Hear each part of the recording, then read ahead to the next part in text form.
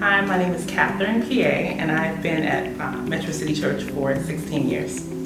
My name is Brenda. And I'm Lee.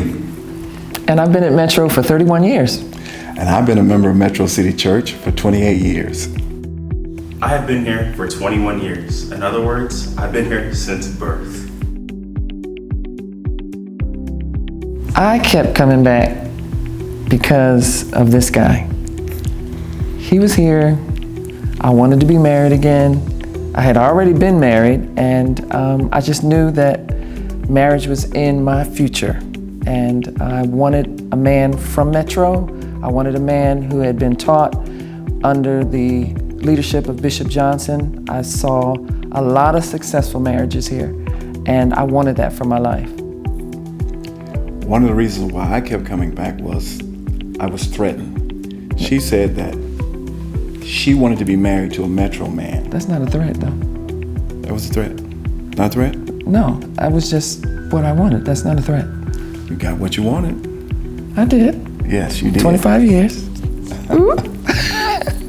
I also kept coming back because I knew that in order for me to have a good relationship with Brenda, I had to have a good relationship with the men. I had to understand how to develop relationships. And here in the house of Metro City Church, the accountability was so great, so good. I didn't always like it. It wasn't always easy, but I know it was good for me, and it helped me. It helped me to be a better man, it helped me to be a better husband, it helped me to be a better father. And I am so glad that I went through the things of developing my relationships with the men in this house at Metro City Church, plus the fact I had great examples. Bishop Johnson, Lady Carolyn, Elder Yule, Sister Jane, they were great examples to follow. And I thank them to the bottom of my heart.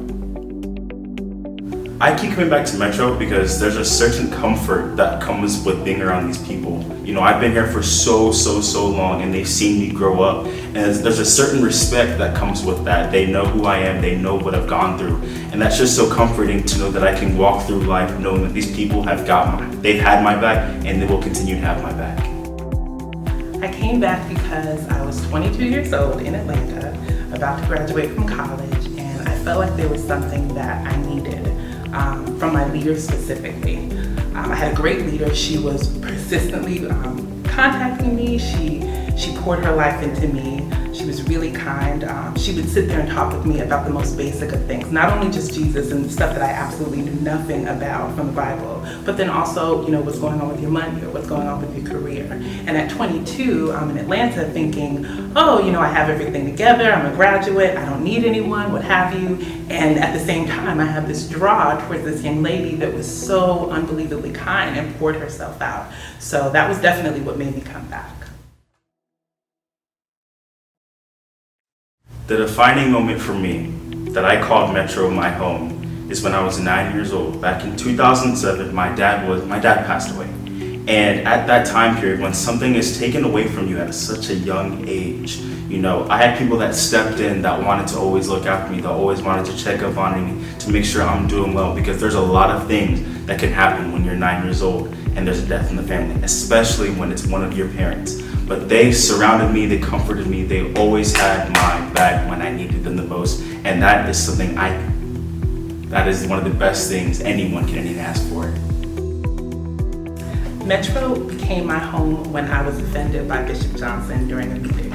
I came to the meeting because I was being obedient, and we were sitting down, we were talking, and Bishop asked everybody to stand up that did not have a cell group or a connection group at the time. And at the time I was thinking I was doing good just by going to church alone. I'm going to connection group, I'm being honest and talking with my leaders, what have you. And he's like, no, how are you changing people's lives?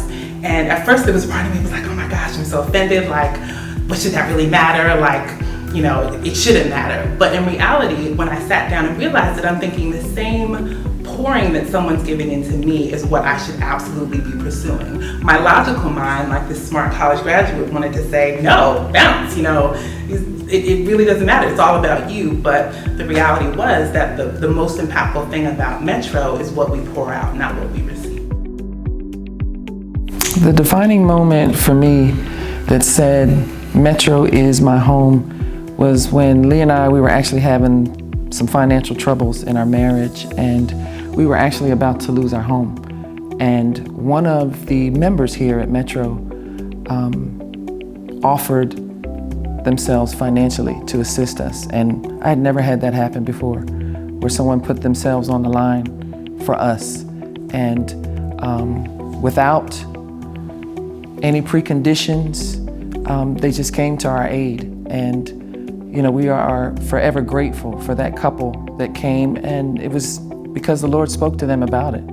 And to this day, we were able to live in that home, sell the home, and move forward financially. And we're able now to do that for other people. The Lord had spoke to us directly, and one of the things that we had to do was we had to come into agreement with one another. Yeah. We had to decide that if He gave this to us, He can have it back and He can give us another one. But we came to the conclusion that we were going to walk together in agreement. And when we came into agreement, everything began to change. The money that we needed, we had about 3 days before they were going to foreclose on our house. We had about 3 days. And within those 3 days, all the money that we needed, which was about $6,000, the Lord, made a way for us to gather $6,000 in 3 days, and we saved our home. That was a defining moment for us.